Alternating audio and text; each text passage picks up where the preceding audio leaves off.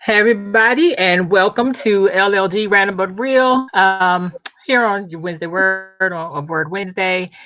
Whew, let me just start by telling y'all about my day, first of all, before we talk to our guests. This was the first Wednesday that I had to be back in the building for work. I work for the school system, and it's a lot. I actually was a lot calmer in school today than I thought I would be. So I praise God for that. We're trying to rush home, finish everything that you need to do, at least half of the stuff, so that I don't have to be up to 3 o'clock in the morning like I was this morning. So I've had 4 and some hours worth of sleep. I am tired, but y'all know this is random but real. So anybody who's never been on this platform or show or has never watched it, first of all, go watch it. Okay, like, share, and subscribe. This broadcast right now. I'm excited about my guests. I'm always excited about my guests. Hello, Deborah Thompson. I'll be showing you different things, Tracy, as we go. I want to put this out there though. Next Wednesday, I have a training for my job, so I will not be here. And then the following Wednesday is spring break, and everybody needs a break. So Lisa Gilliam is taking a break. Now, if you follow me on social media, I might end up posting something. It just won't be this. We will be back. You think that's funny? I'm so excited about taking a break. We'll be back on April 7th with Stigma Breakers. I'm excited about that. And we are talking about the topic on that day, suicide in hell. That's something, if you ever grew up in it's always been a very serious conversation. So, I should have said suicide trigger warning before I did that. Sorry, Ashley. Hey, Sean. We have some classmates on here, Tracy. So, just want to say that anything that we say today are our own opinions. I've been in mental health for about 20 years. However, these are our opinions. Basically, what it is that we believe we need to off our chest. If you need a therapist, get one. And if you need additional help or resources, please send me a message. Then I also want to put this caveat there. I'm using my old computer, which I usually don't use. And so if there's some delays, I apologize. You could just send me a text if you got my message, but we'll be back. If I have to log off and get on my tablet or my phone, I will do that. But we are going to get this started. So I'm excited to bring my guest, Tracy Worley. I have known Tracy since years. I'm a little older than her by a few months, so it doesn't really matter. Um, However, we went to Calvin Coolidge High School together, and so we've known each other since what, 89? 89? 88. I think it was 88. 88. The fall of 88. Yeah. Fall of 88. Okay. So yep, that sounds about right. So we've known each other a really long time, y'all. So um we have recently though became a lot closer. So you just, never know how life is, kind of hits. And we talk about a lot of different things. So if you haven't been on this show, like I said, it's random but real. We don't practice it. We don't talk about what we're going to talk about before. It's, sometimes the topic, sometimes it's not. Hey, Keisha. Hey, Sean. Hey, Deborah. Thanks for joining, y'all. So, you never know what you're going to get. But one thing we often talk about is relationships. But before we get to that, I'm going to let you or Tracy tell the people who you are in your own words. Who is Tracy Worley? Who is Tracy? Wow. Well, we would be here for a few hours, but I will sum it up by saying that I am a daughter of the Most High God. I am I would say I'm a regular person. I grew up in DC. I won't say born and raised because that will start a whole nother conversation. I was actually not born in Washington, D.C., but I've been in D.C. After maybe the first 7 days of my life. I've been in D.C. ever since, and I'm still here. I am a friend to many. I am an auntie. I am a godmother. Oh my gosh, just I am so many things. And I would say that for a woman, I am you. And just a regular person, doing some regular things and sometimes some extraordinary things. So I'm happy to, let's chop it up. Let's talk. Awesome. So if you see me looking down, it's I'm answering, responding. So I have to multitask on this.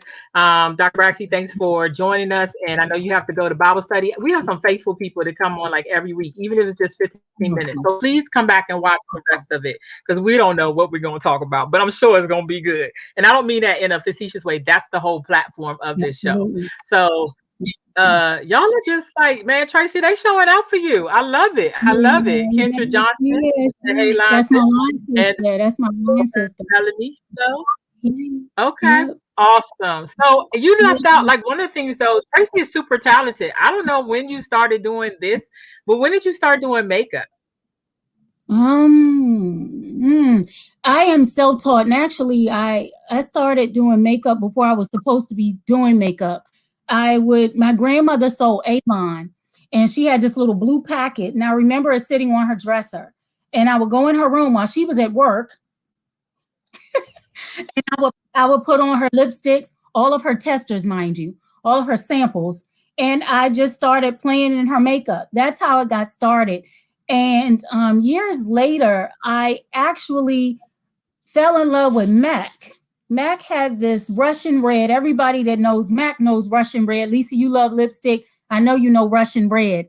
And I just fell in love with that Russian red. I just got captivated and mesmerized. And then my friend Crystal and I, my bestie, we went to Nordstrom, and then we racked up. And then ever since then, I was like, hey, I like this. So it started out with me making myself up, and then it kind of branched out into, I was singing with the community choir, Philip G. Freeman and the Victorious Praise Singers.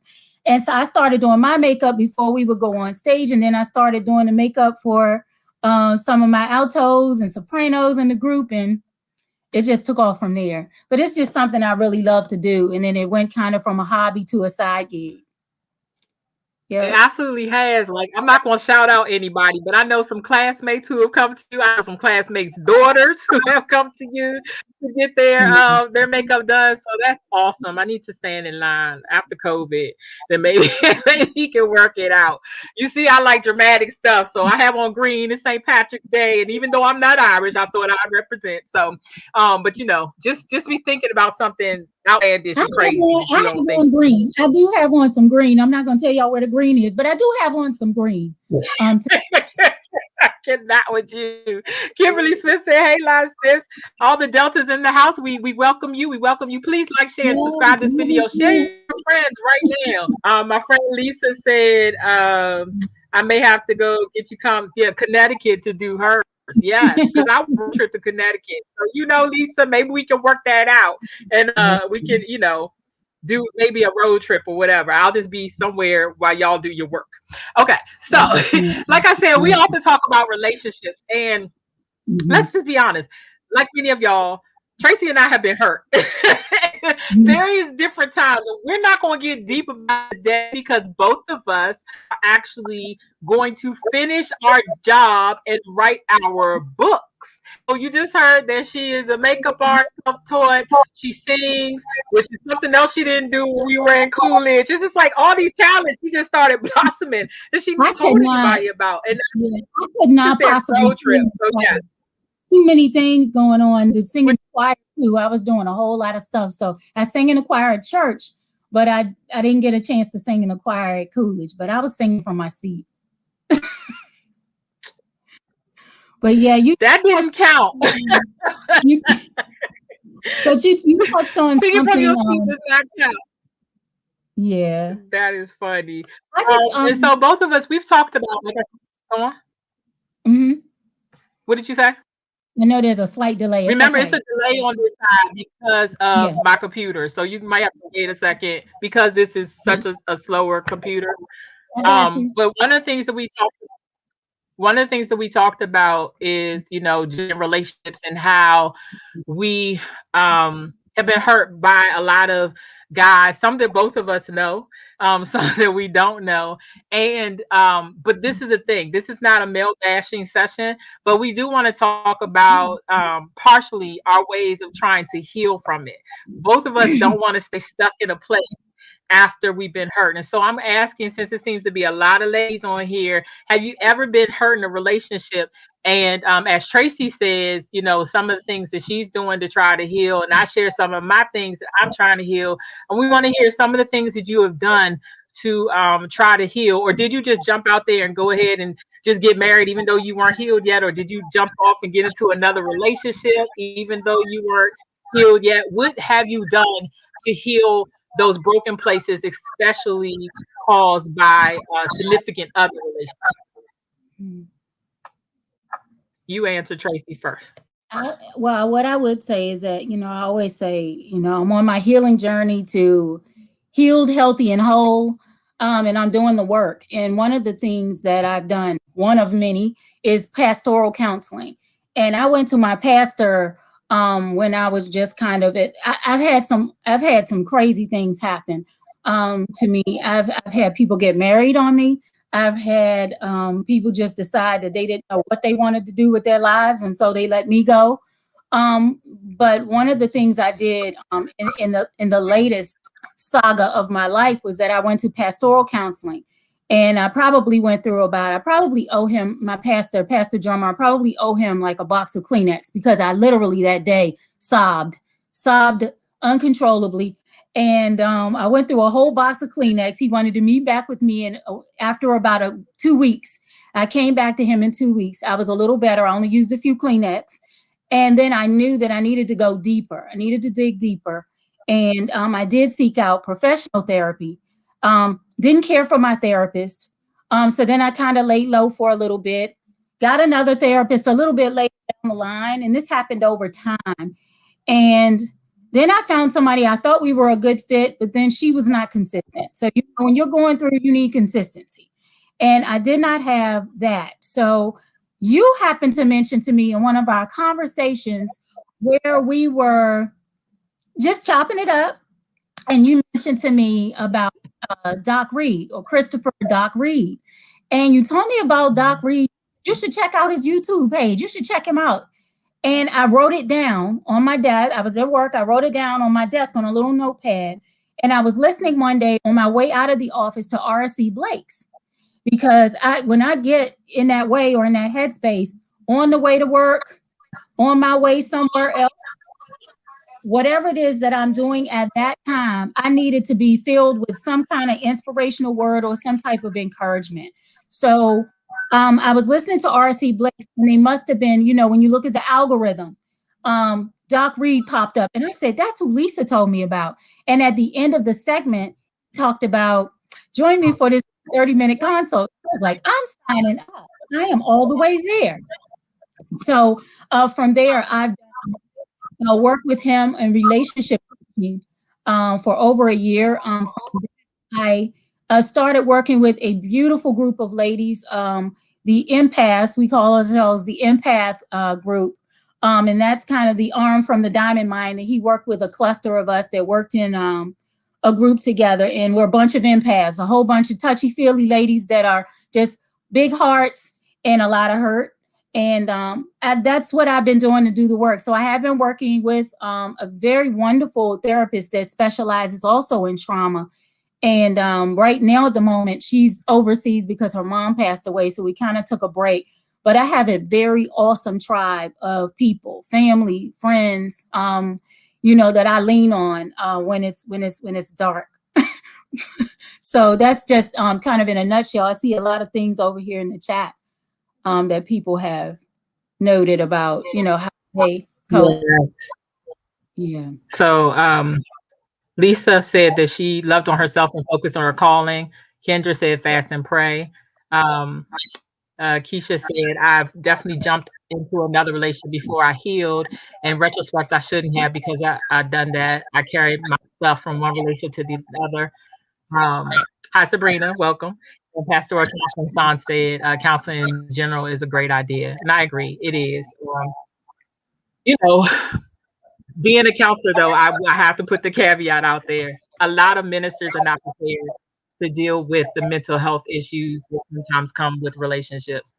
So although I do believe that pastoral counseling is good, I do not believe that most times it's enough.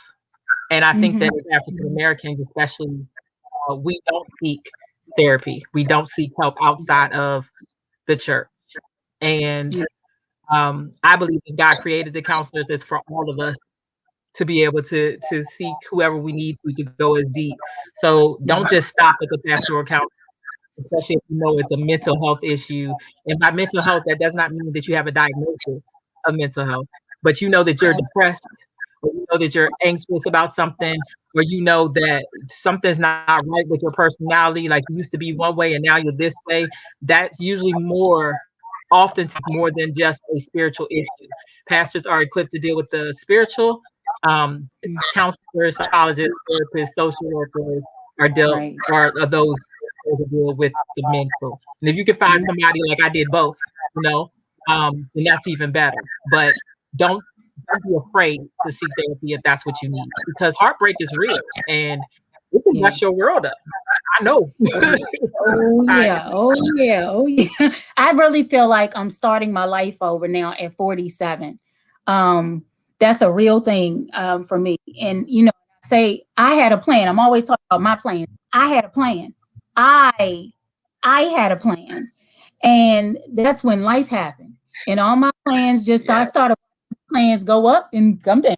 Some of them landed. But that was my type B. I'm a type B for the most part, but I have a splash of type A in my personality as well. So, I've been flexible about some things. I started out in school. I was going to go to nursing school. I was going to be married by the time I was 30. No picket fence then because I don't like picket fence. But I wanted to have my one child and then maybe a small dog and all of that. Where in the world happened all of it? What happened? I don't know what happened. And before I knew it, it's like I'm 30, I'm 35. And I remember, I think I was about 35 and I was at work. That's why from that time to this, I don't work on my birthday. But I sat in my office and I just cried. I just cried and cried and cried and cried. And my director came by and he said, "What is wrong? Why are you here today?" And I said, "I don't know." And I just cried because that's what I do. I'm an empath. I feel everything. I feel everybody else's everything.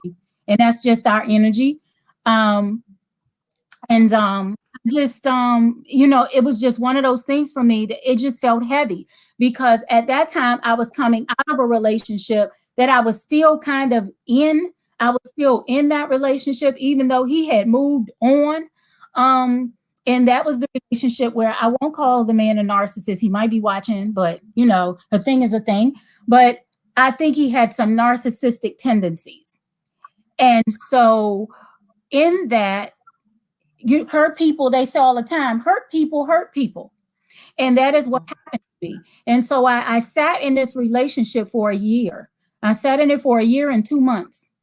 And I sat in some stuff that everything on the inside of me was screaming, run, run. I mean, some heavy stuff in the very beginning of the relationship. I have a baby on the way. Huh? But then I thought, well, Tracy, if you leave now, then you're being superficial because I'm an empath, right? So I wanted to just try to, hey, just be there and support, just support, just support. And then all of a sudden, that 1 month of that honeymoon phase, or what I call the ambassador, this nice guy, all of a sudden, everything just shifted in a matter of months.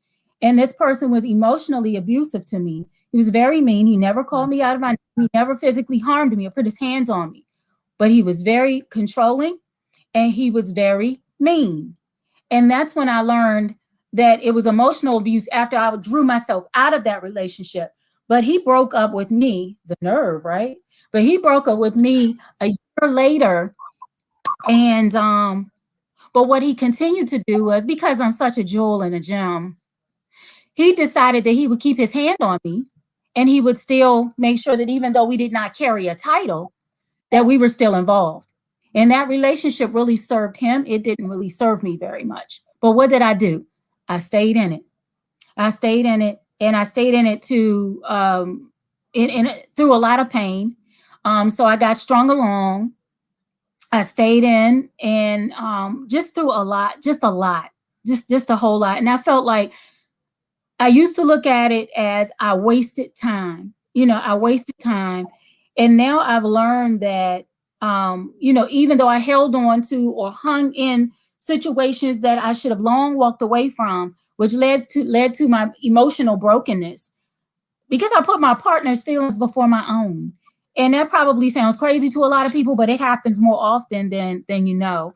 But I look at it now as time spent that didn't serve me well, but it wasn't necessarily a waste of time because now I see those as valued lessons learned. And God can redeem the time for me. So that's what I'm holding on to. And one of my good friend, my bestie, Crystal, she says all the time, it's coming. Your day is coming. My day is coming. We just have to believe it. And there are times when my faith is literally on the ground.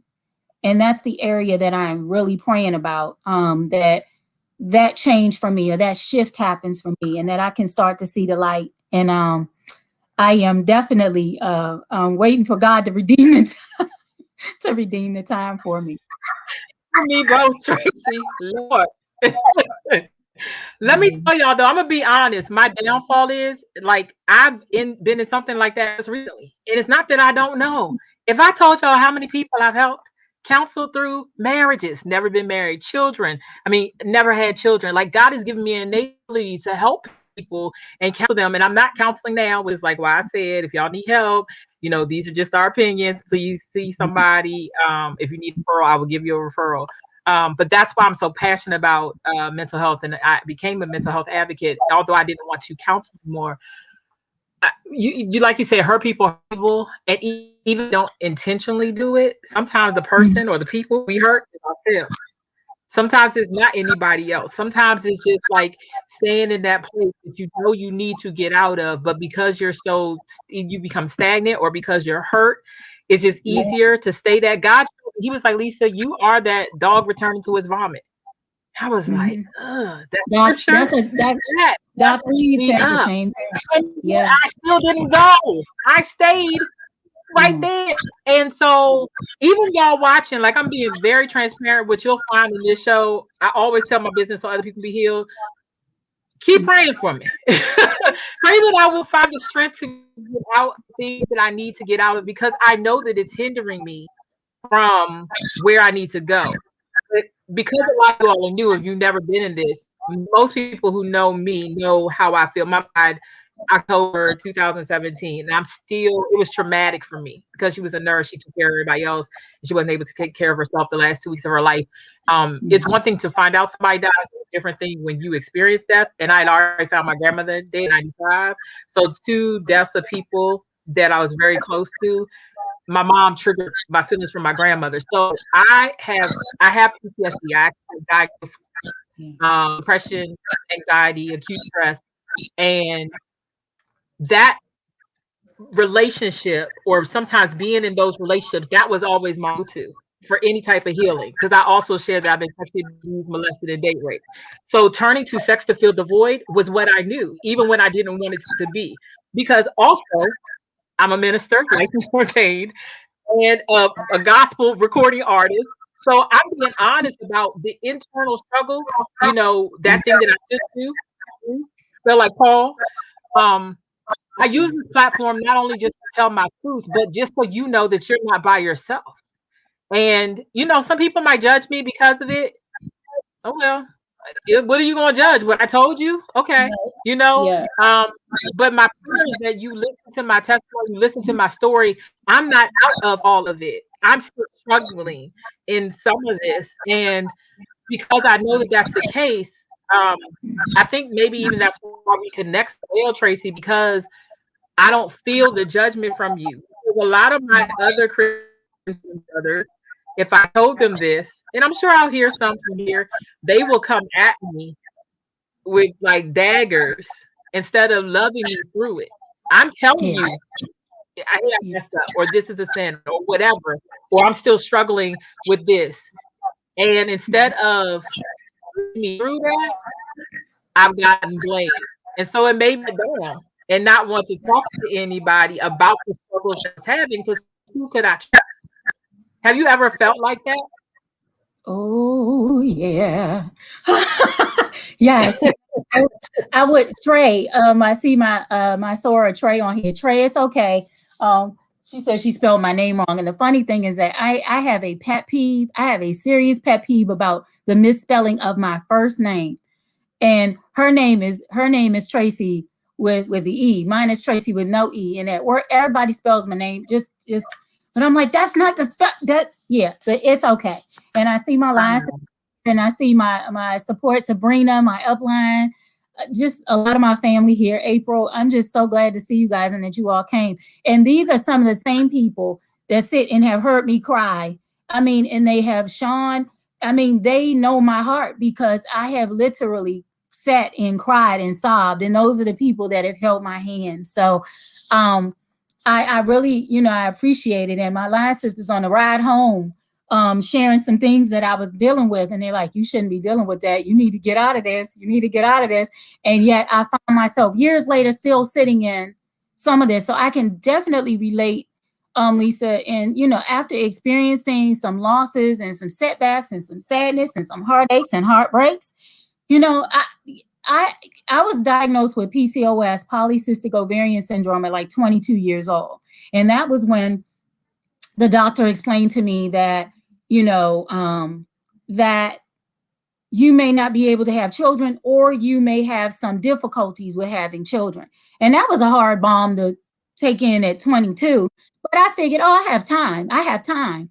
And then when you start looking at the relationships and the length of time that you spend in these relationships that aren't really fruitful and aren't doing anything for you. And then I look back and I'm like, darn, I done wasted some time. I could have been trying to plan and prepare, but I decided that I wanted to hold on and try to save people and try to be somebody's rescuer or whatever that was. I don't know. But part of it, being completely honest with you, I stuck in there because I was afraid. I was afraid that maybe nothing else better is going to come. Maybe this is all that there is. And maybe those great things happen for other people, but maybe that's not supposed to happen for me. So dealing with that, then time moved on. And then I after that the breakup, that wasn't really a breakup. That was a weird kind of situation. But with the gentleman that, and I say gentleman, using that term loosely, and we are cordial now. Years later, we are cordial, but that's it. There's nothing else, just cordial. But I spent a lot of time in that relationship, and I spent a lot of time dealing with that person, even after it should have been long ended.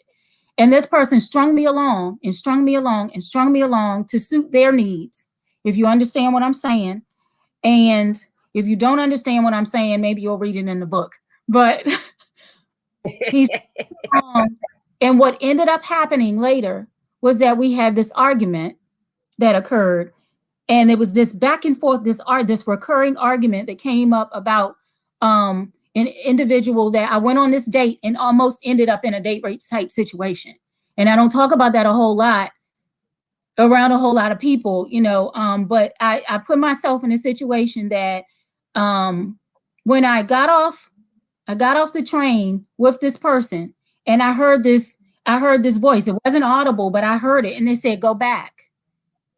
And I'm thinking, the people pleaser in me at the time, I'm thinking, I can't go back. If I go back home, then he's going to be disappointed because I told him I would watch the movie. But I heard it clear as day, go back. And I get to this person's house where we're supposed to be watching a movie, and I end up in a wrestling match. And God really looked out for me that day, because it could have turned into something far worse, and it didn't, by the grace of God. And I remained very calm. I won't get into the details here, but I was spared from that situation. When I got home, my natural default was to call the male in my life that I thought would at least encourage or support me or pet me up or whatever. And it went completely the reverse. For a year, he chastised me about that situation. Now, this is the person that did not want to be in a relationship. He didn't want to date anymore. He didn't want to date me. He wanted what came with the benefits of being with me, but he didn't want to date me at the time. And so, but he chastised me about being in that relationship. And like a year later, we had this argument, and he said to me, go ahead. That's why I call him the narc. I think he is kind of narky. But he said, go ahead and cry. He said, go ahead and cry like you always do. And I thought, whoa, that's like, whoa, that woke me up, and it just rocked me. But I wasn't done being rocked that day. I said, you're a jerk. And I figured, that's a very mild thing that you could say to somebody. And it was true. But I said, you're a jerk. And he said, oh, well, you know what? Well, since I'm such a jerk, remember that friend that I told you about? Because he told me this woman was his friend. I said, yeah. He said, well, I married her last Friday. And when I tell you I look like some woman on Hallmark, I look like one of them women on Hallmark. I said, no. And I literally got on the floor on all fours and I had dry heaves. Crystal was at work. She was working at night at that time. And I just couldn't breathe. I couldn't move. I couldn't do anything. And I called April, who's on here. And I called April. I was just in shock. I didn't know what to do. I didn't know. I couldn't breathe. I'm thinking this person was just at my house visiting me a month ago. This person just borrowed money from me a month ago that I wasn't going to ever see again. Borrowing money, didn't even get into the list of things, but that hurt so bad and it hit really hard. And I would say that about a couple of months after he was married, this person still reached out to me later to, oh, well, can you ride with me here or can you ride with me there? And I'm like, and I'm still being crazy and still riding around with this person until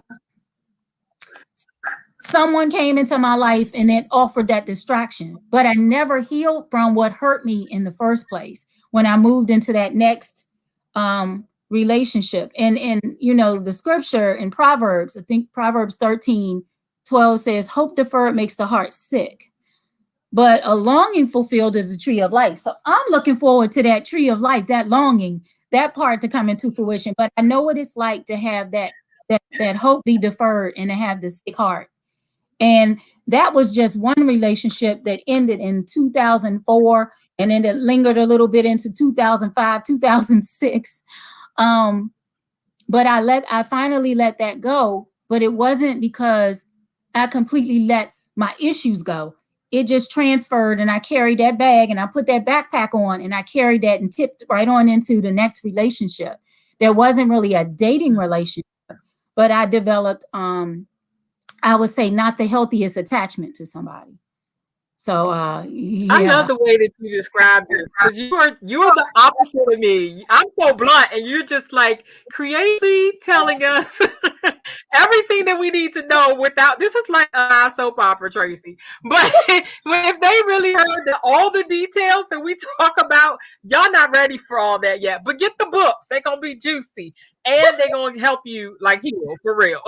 But Yeah. I get that. Like I think one of my biggest things when I'm in a place of hurt, Mhm. instead of just dealing with it on my own, just me and God, it's very easy. If you get me in a vulnerable place, I'll go back to what I knew, what was comfortable. Even though that was not like I'm not one of those people that's going to come for you. I Mhm. don't need to. There's people right now that I could call if I was interested.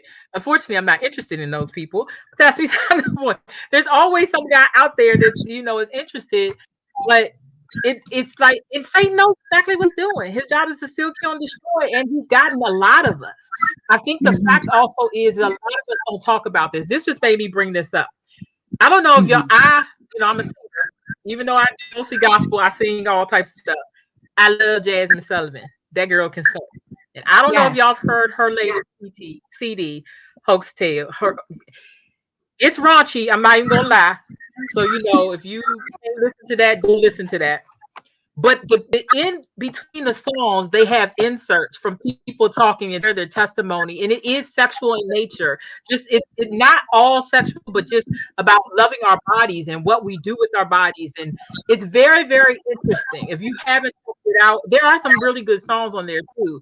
But the stories, the tales that these women are telling, I promise you, whether you want to admit it or not, you'll be able to identify with those tales.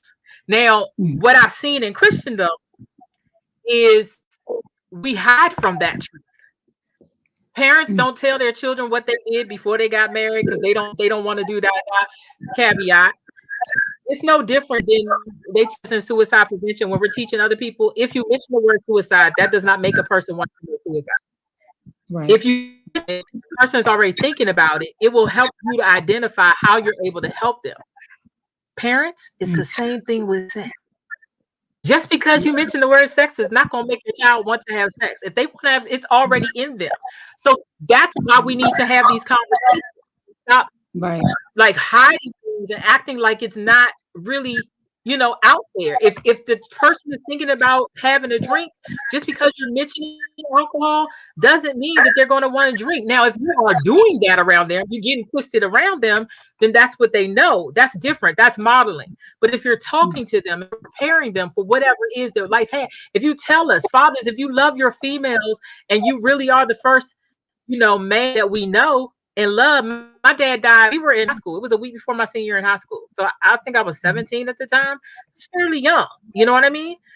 He was Right. actually around my age when he died, between 47 and 49. Mm-hmm. And I really have thought about that. And I think about the conversations that we had, but I also understand that a lot of fathers are not leading that example for their children. So they're not telling us how to prepare and guard our Mm-hmm. hearts. You know what I Mm-hmm. mean?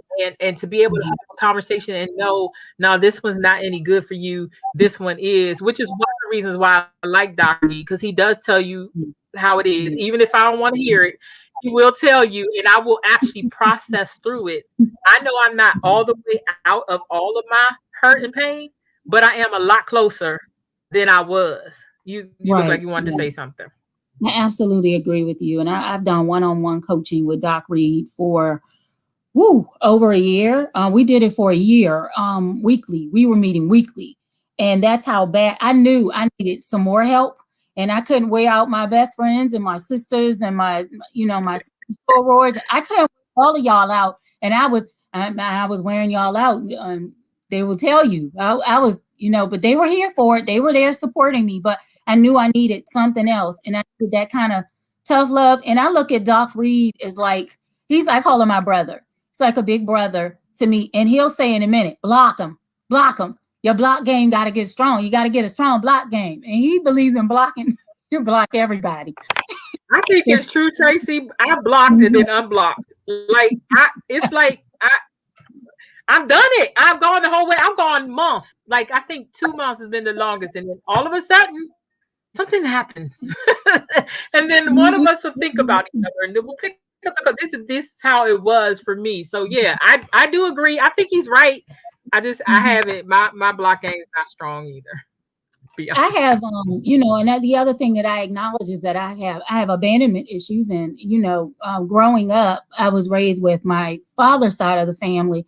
While my mother's side of the family, they were close, they lived close by and all, but I was reared in this house, and then the other part of my family was in this house, and so my mom, my mother did not raise me or rear me, and while I have a lot of respect and love for my mother, she didn't raise me, so we didn't get to have those kind of talks. My grandparents or my grandmother really raised me. My grandfather passed away when I was 9 years old. And then my uncle that was in the house, my father's youngest brother, he was killed 6 months after that. So, and then you talk about all of that going on, coupled with trauma. I had an aunt with special needs who has mental issues, schizophrenia, and the like. All of that was going on in the house. My father was an addict. He came home from Vietnam. At 23, 24 years old, heroin addict. And then, and while I knew that I was just the absolute apple of his eye, and I knew that, my dad passed away suddenly in 2013. He wasn't feeling well, and he fell down the stairs in his apartment building. He had a traumatic brain injury. My dad was gone in less than 24 hours. And I walked up and saw that.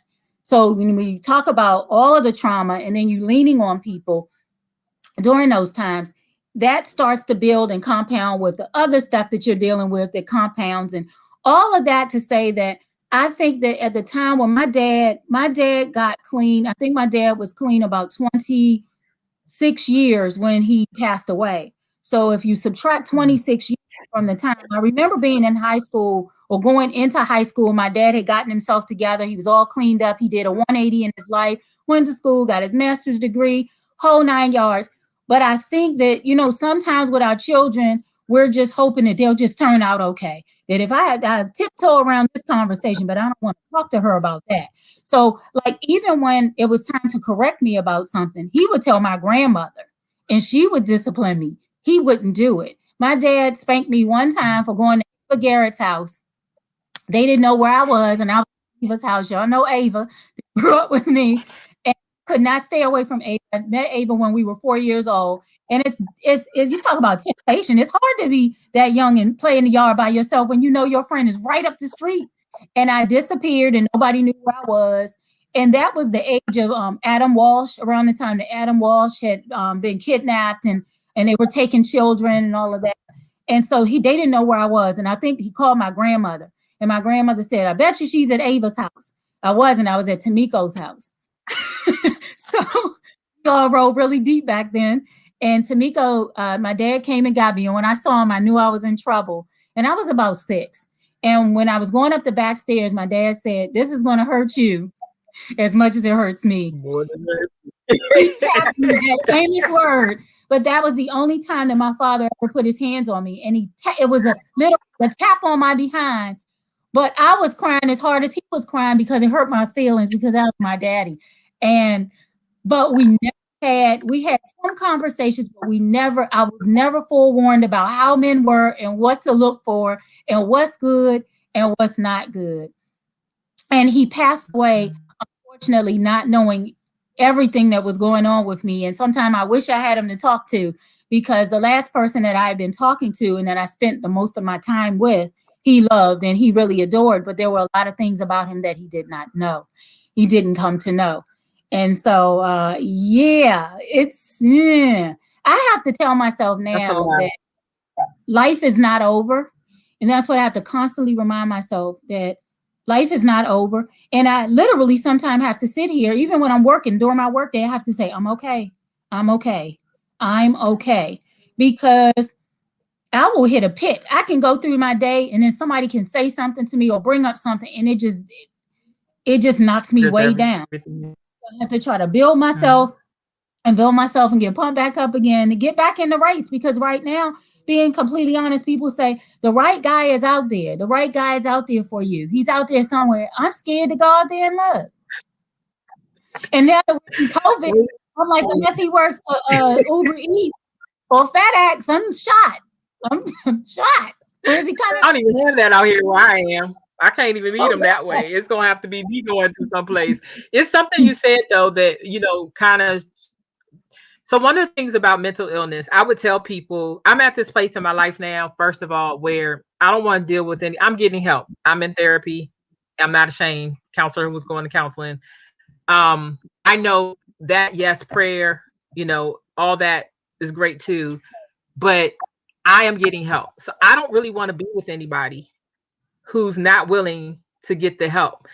And because I've been a counselor for 20 years, I can pretty much tell you if you actually do need to get some help. I just can't counsel you because I'm not supposed to counsel my friends, right? Or family or whatever.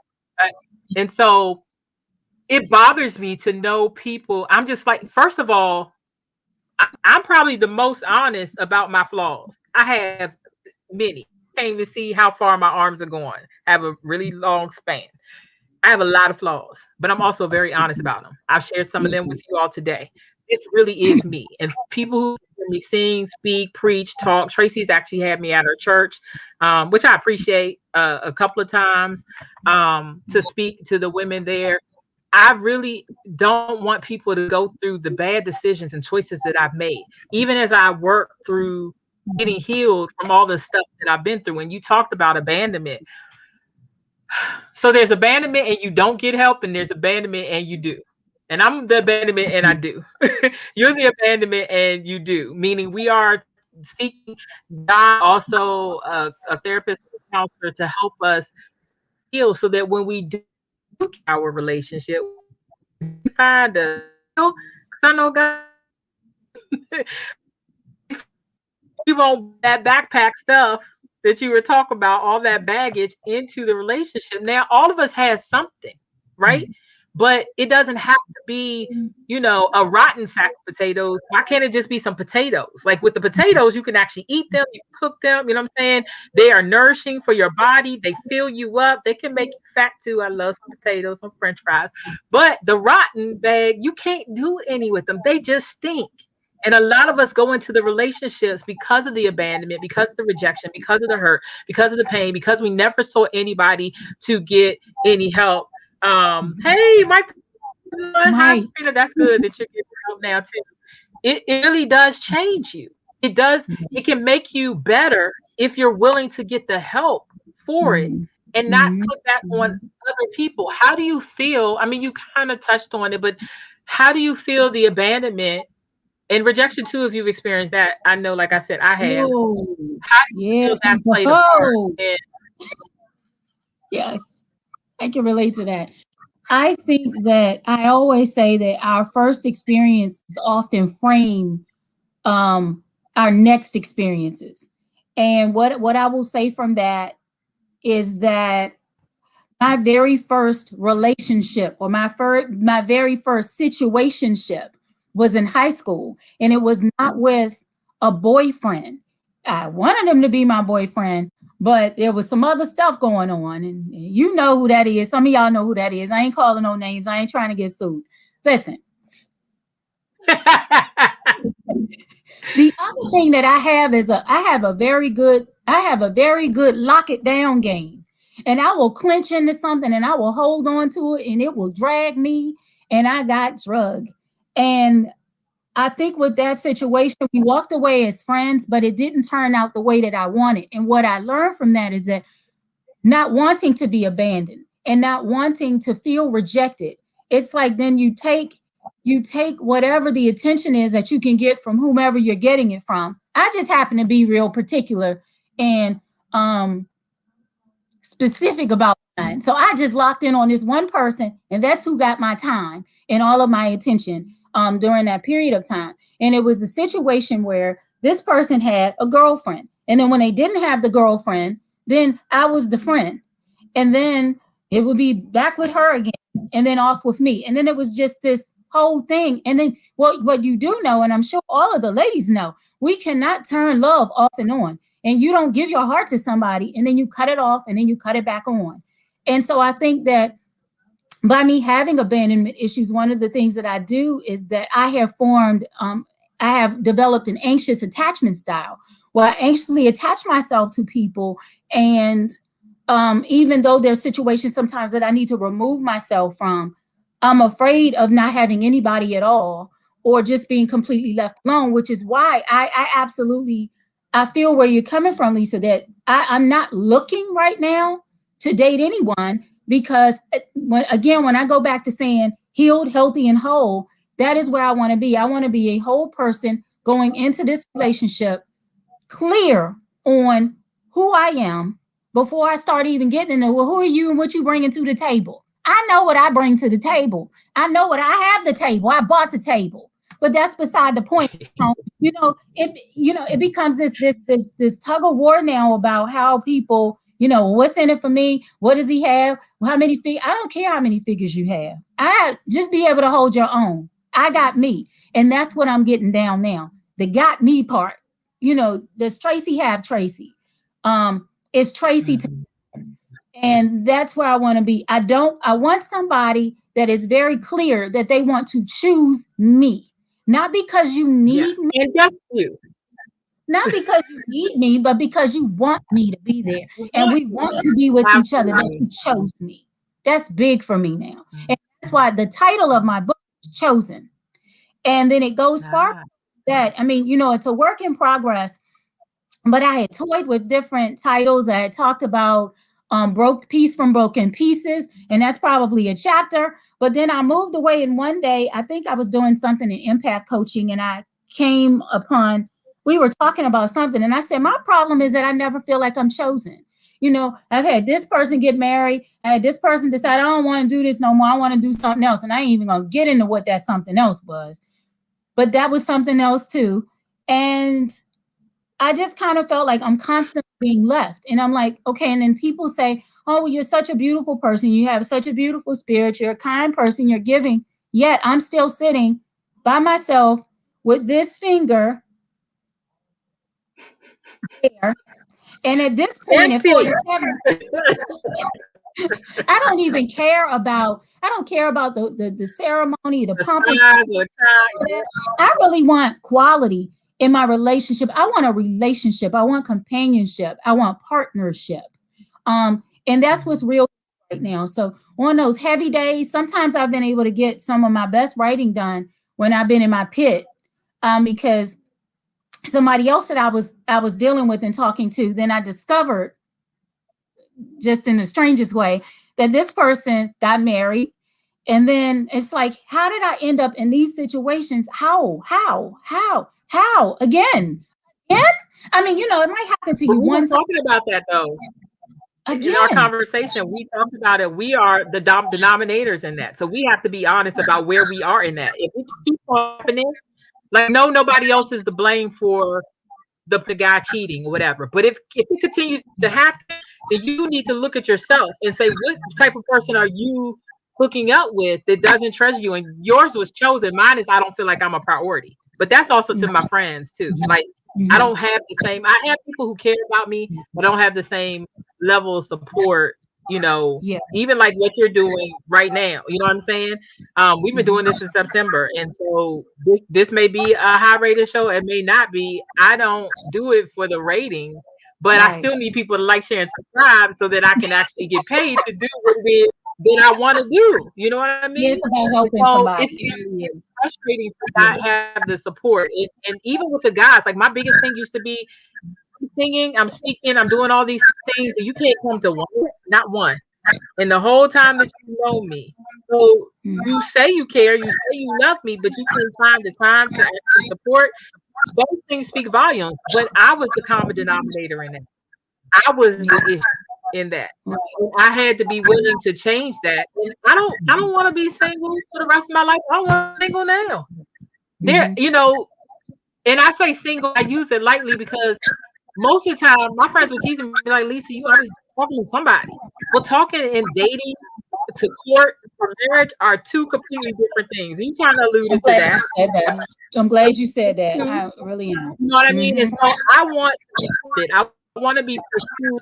And I also want, this is going to be bad, but I want to understand what it is that you're saying. Because I dated or talked to, it wasn't even date, talked to somebody, and I couldn't even understand what they were saying to me. Like, it was no real human adult conversation. Be like me here. Please, my mind. Tell me something, and I can understand what it is that you're saying. Like, more than just what TV show are you watching or what favorite color, or Yeah. like, let's talk about that stuff too.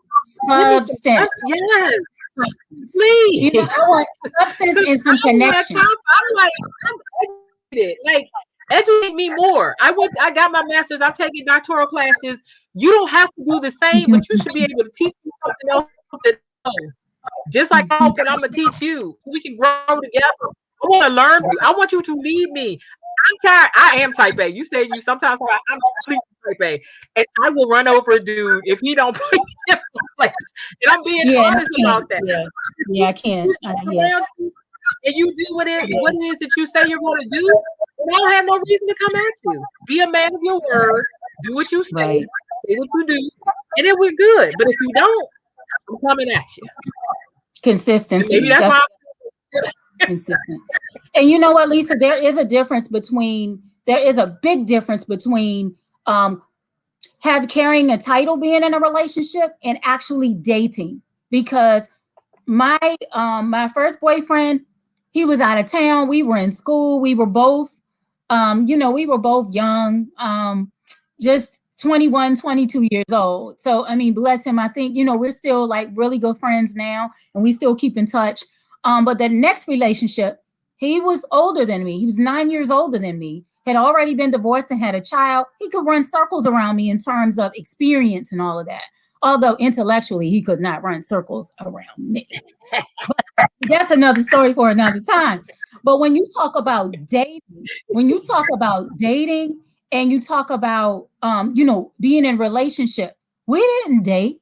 When I thought about it, I said, going to some little rinky-dink joint, that's not a date. That's not a date. I didn't go on a date. And when I sat Netflix back and chilling is not a date either. I've only been on one date with a boyfriend, and hell, I took him out. I took him out for Valentine's Day, like our second year or Girl, so. you're like in my life, Tracy. Oh my So now I'm gosh. like, wait a minute, somebody, the universe, somebody owes me because I have put some time in. And when I love hard, and I give everything I Me got. too. And so now I'm learning that the next time that I will lead with my brain, with my head, and I will watch and I will observe, and then I will match your energy. If you're putting it in, I'm gonna put it in, but you got to go first. That's what I'm learning, Absolutely. and I have to put it to the test. Nick. Absolutely. My friends, my sister, all my family I are here. know. Y'all That's all hold me right. Everybody accountable. hears her. We all here. You will hold me We all accountable. here. Tracy, like we only have like a few more minutes, so I want to make sure people, if they want to connect with you, that they can do that. Do you want to give out your social media pages, etc., Well, or do you most of want the to not? time, You don't have to. I think everybody here that knows me has my connect, but I am People on watch the show after Tracy. I'm on Facebook, Tracy M. Worley. You can find me that way. You can find me on Instagram. I am known on Instagram by the real Tracy M. And that just kind of that encompasses a lot of my businesses. So it falls under an umbrella. So I do makeup by Tracy M. I do decorating by Tracy M. And so that explains that name. So yeah, but I think Oh my gosh, I put E in your name. I'm changing it. I know. I know. I'm changing it. Don't yell at me. No it's arrest. Okay. TRACY. The real Tracy M on Instagram. On Is Instagram. that right? By the real Tracy M. Instagram. TRACY M. I have No. it. All right. I All got right. it. But I'm Y'all see I'm that? so That was happy to the type see A love and coming out. support. Say it again. That was the type A coming out right there. When you said the real Tracy, okay, yes, I got it. That was type A right there. But it's Yeah, all I told good. you I have flashes of type A. I know. I was just saying that was an example. I'm so glad you thought so, Sabrina. You all, please, like I said, like, share, subscribe to this page, and go back and look at some other videos. We've talked about pretty much everything: loneliness, barrenness. We talked about mental health. We've talked about divorce. Like, there's all different topics. I appreciate you, Tracy, because not only have you been a guest, but you've been a supporter. A lot of people will do things when it's only about them. You know what I mean? Like, they'll only do it when they're on the show, but they won't go back and support other people. And you've never done that to me, and I appreciate that. Um, Again, you all, next week, March 24th and March 31st, I will not be here. But you can find me on social media. I am One Singing Lady on all platforms, except for YouTube. It's spelled out ONESINGINGLADY. Um, but this is where you can find my music. I'm a vocalist, recording artist. You can find my music and my poetry on my website, lisalgilliam.com. If you all like this, please go there and leave a comment in the guest book, because there are times where I get discouraged in my work too. And so just knowing that you all were blessed, I appreciate that. So let me, I just want to read some of the comments, Tracy, before we get out of here. Hold on a second, I have to close these out. Uh, Now, well, let me go back. Okay. So Sabrina said this was great, ladies. Um, Deborah said I really enjoyed both of you. Thank you. And Kendra said great conversation. But we appreciate it. We appreciate you all being here. You all on Instagram, if y'all will come even follow me, you know I love you. I'm so Oh God, thankful for you. those You without have seeing. been such a blessing in my life. We'll continue to talk, and one day we'll be able to celebrate. Whoever this Absolutely. guy is. Absolutely. Absolutely. Absolutely. Hold Absolutely. on, Tracy, one Thank you second. as well. Everybody else, the One Single Lady out. I will see you all in 2 weeks, April 7th. Tracy, hold on, okay?